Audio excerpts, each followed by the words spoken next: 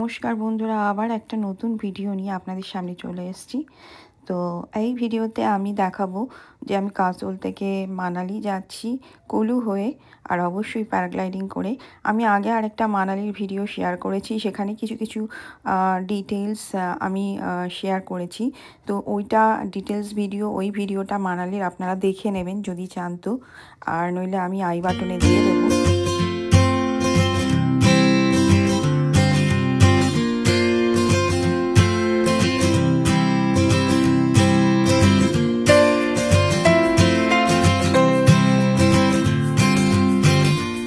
আমরা খুব আর্লি মর্নিংয়ে বেরিয়েছি প্যারাগ্লাইডিং করে, তারপর মানালি ঢুকবো, সেই জন্য ব্রেকফাস্ট করে বেরোয়নি। অন দ্য ওয়ে কুলুতে এই দেবভূমি রেস্টুরেন্টটা ছিল, এটা বিয়াস রিভারের ধারে ছিল। অ্যাম্বিয়েন্সটা খুব ভালো ছিল, এটা আমি আগের ভিডিওতেও একটু দেখিয়েছি। এখানে আমি ডিটেলস দেখাচ্ছি। খুব বড় একটা রেস্টুরেন্ট।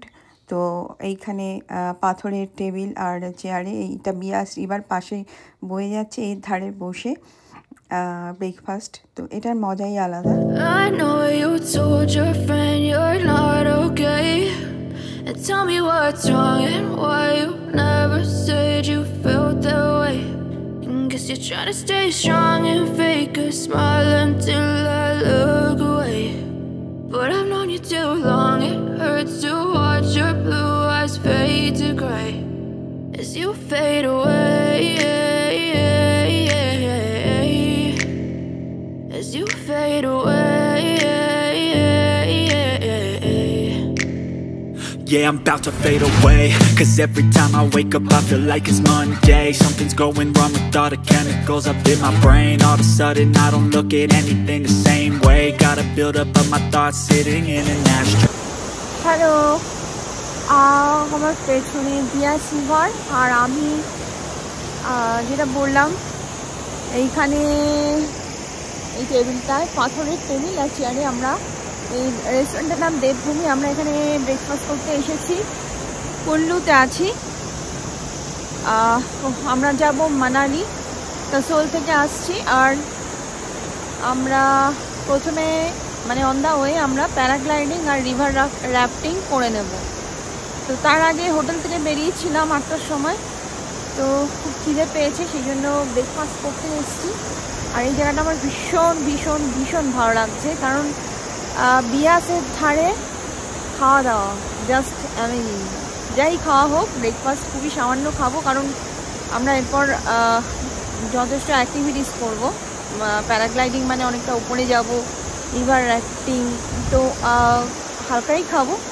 বাট এই যে মজাটা বিয়াসের ধারে খাওয়া দাওয়া, দ্যাটস অ্যামেজিং। আমাকে ভীষণ দারুণ একটা ফিল আসছে, এখনই অ্যাডভেঞ্চারাস একটা ফিল করছি।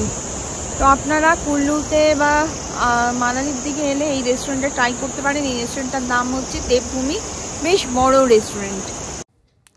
এইখানে এই ক্লাবটার সামনে আমরা বসে রয়েছি, পেমেন্ট করছি প্যারাগ্লাইডিং করবার জন্য। পার হেড 5000 টাকা করে, 15 মিনিটের প্যারাগ্লাইডিং হবে। এরা গাড়িতে করে একটা জায়গায় নিয়ে যাবে, উঁচু জায়গায়, অনেকটা উঁচুতে নিয়ে যাবে।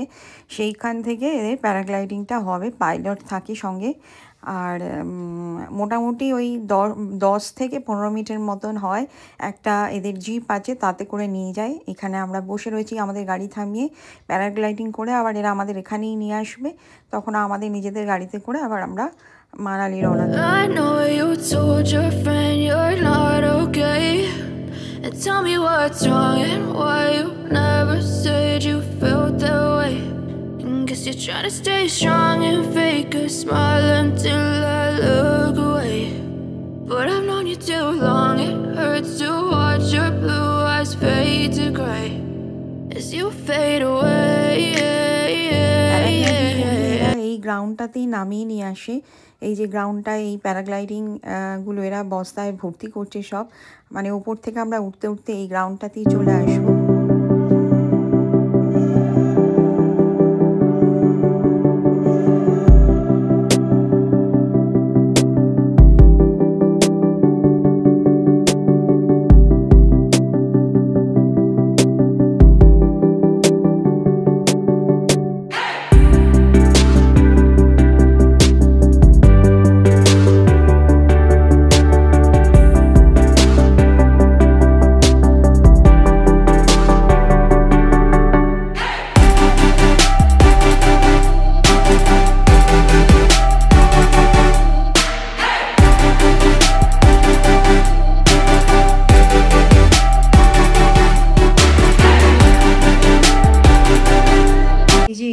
কাকা হোটেল এখানে আছেন। আমরা মানালির হোটেলে ঢুকে গেছি। ঢুকেই ডান দিকে ওয়াশরুম, গিজার, ও এটা বাথটাব, গিজার অটো মনে হয় এদের।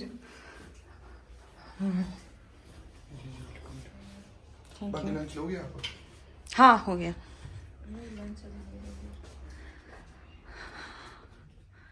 और ये है रूम, ये 8 जन रह सकते हैं, 8 जन रह सकते हैं, 8 जन থাকতে পারে, তাই তো। নিচে কার্পেট পাতা, ওই যে ওখানে ওই ভদ্রমহিলা মোটা মতন দাঁড়িয়ে আছেন, উনি আমার কন্যা। আর ওর পেছনে ওয়ার্ড্রোব আছে। আর এই খাটটায় আমি শোবো, এই খাটটায় ও শোবে। আর হচ্ছে এখানে একটা টিভি দেওয়া রয়েছে, এখানে টেবিল মিরর দেওয়া রয়েছে, ওখানে সুটকেসগুলো রাখা হয়েছে। আর সব থেকে ইউএসপি এটার ব্যালকনি আছে কিনা দেখে নি।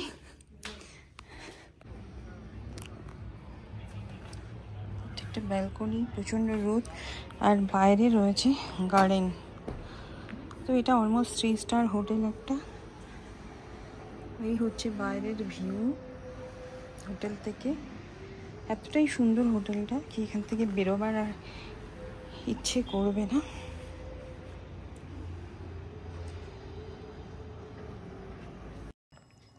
সন্ধেবেলা আমরা মানালি মেল রোডে ঘুরতে বেরিয়ে পড়েছি।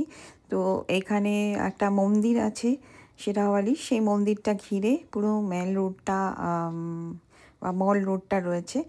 তো এইখানে নানান রকম খাবার স্টলও রয়েছে।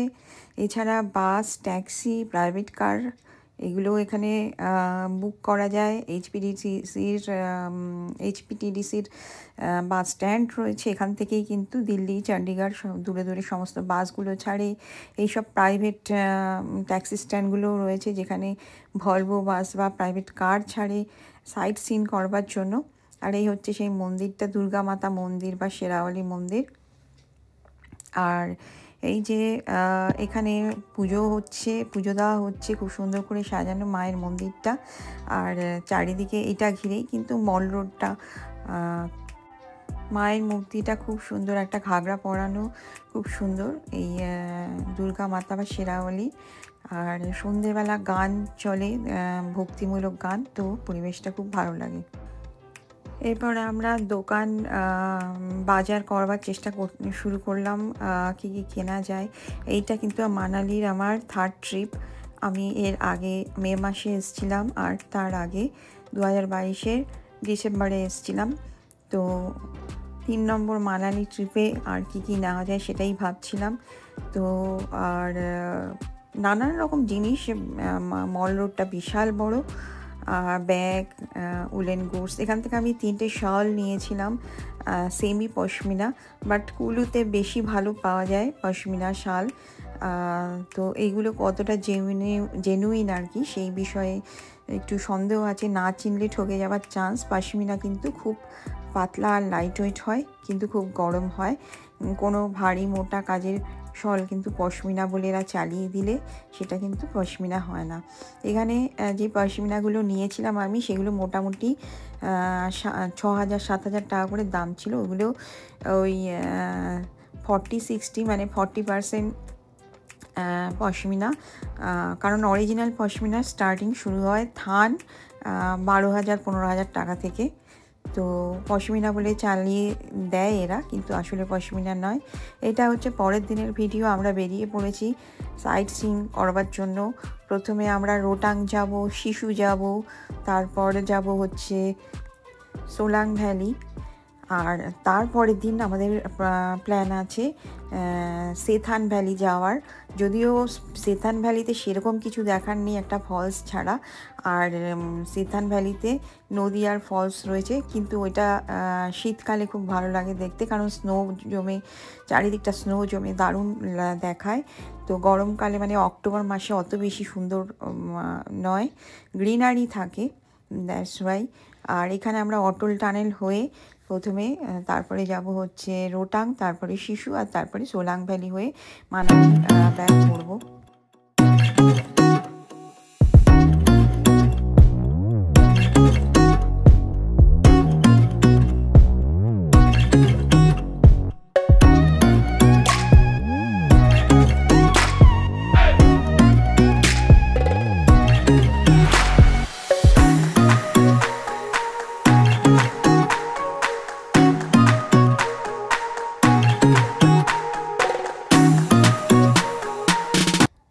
অটল টানেলটা কিন্তু অনেকটা লম্বা, খানিকটা আপনাদের সঙ্গে আমি দেখাবার চেষ্টা করেছি সাইড দিয়ে ক্যামেরাটা বার করে। তো এটাই হচ্ছে অটল টানেল। এইখান থেকে অটল টানেল ক্রস করে আমরা চলে যাব সোজা রোটাং পাস। অনেকে শিশু হয়ে আগে যায়, পরে রোটাং যায়। আমরা আগে রোটাং যাব, ফেরার পথে শিশু হয়ে তারপর সোলাং ভ্যালি হয়ে ফিরব। তো আমরা রোটাং পাসে অলমোস্ট চলে এসেছি।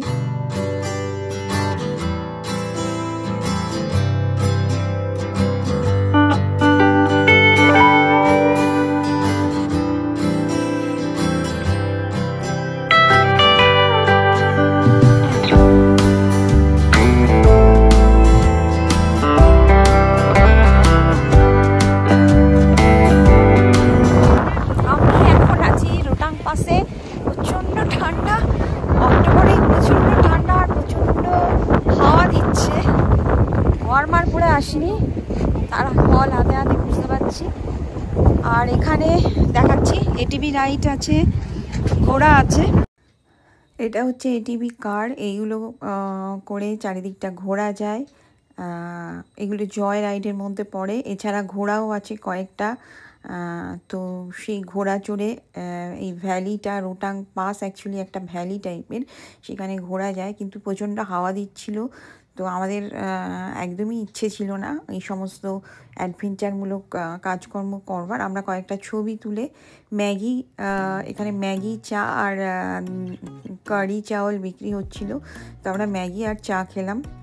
আর এই চারিদিকটা আপনাদের একটু রোটাং পাসের চারিদিকটা ঘুরিয়ে দেখাচ্ছি। আমার আগের মানালির ভিডিওতেও কিন্তু এই দৃশ্যগুলো রয়েছে। এরপর আমরা চলে এসেছি শিশুতে। এটা শিশু ওয়াটারফলস। অনেকে খানিকটা ট্রেক করে যেতে হয়, আমরা দূর থেকে জুম করে ছবিটা তোলবার চেষ্টা করেছি। আর এখানে আমি জিপ লাইনিং করেছিলাম এই রিভারটার ওপর দিয়ে, তো সেটারই ভিডিও আপনাদের সঙ্গে শেয়ার করছি।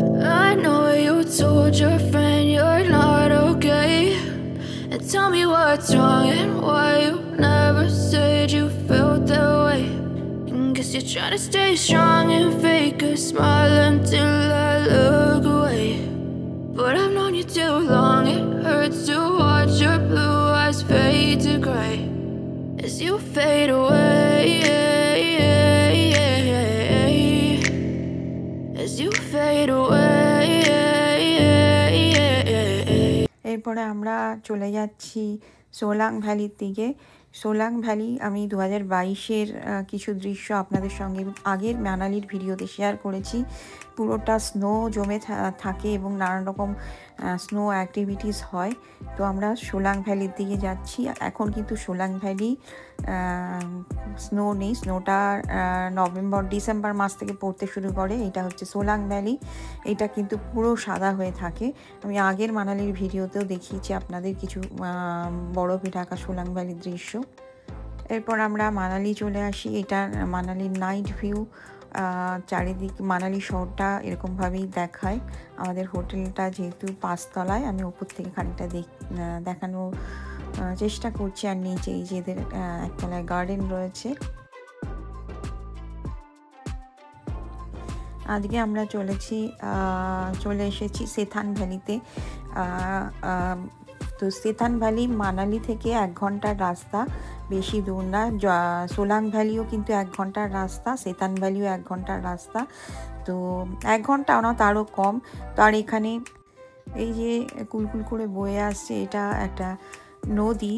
সেথানের এই নদীটা একটা জলপ্রপাতের মতন হয়ে পাথরের ওপর দিয়ে বয়ে চলেছে। তো এটাই হচ্ছে সেথান ভ্যালি।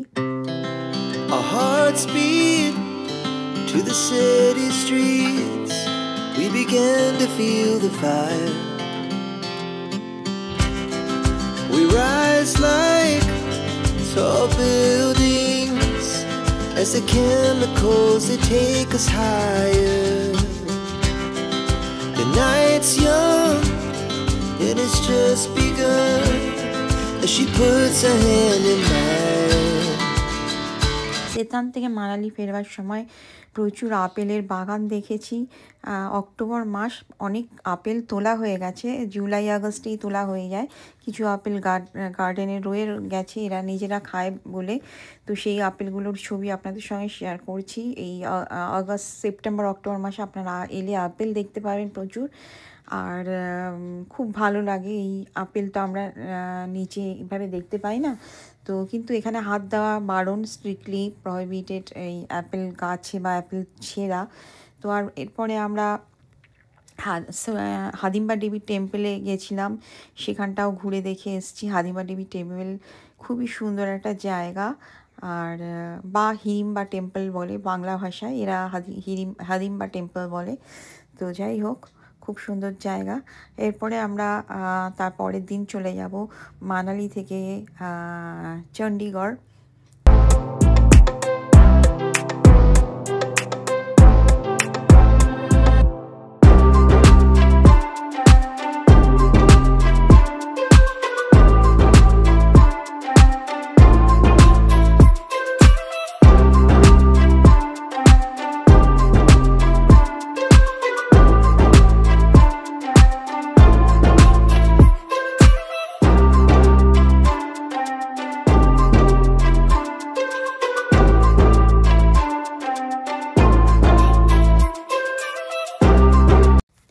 মানালিতে যতবারই আসি আমরা চপস্টিক রেস্টুরেন্টটায় খাই। তো আজকে আপনাদের সঙ্গে চপস্টিক রেস্টুরেন্টটার অ্যাম্বিয়েন্স শেয়ার করলাম।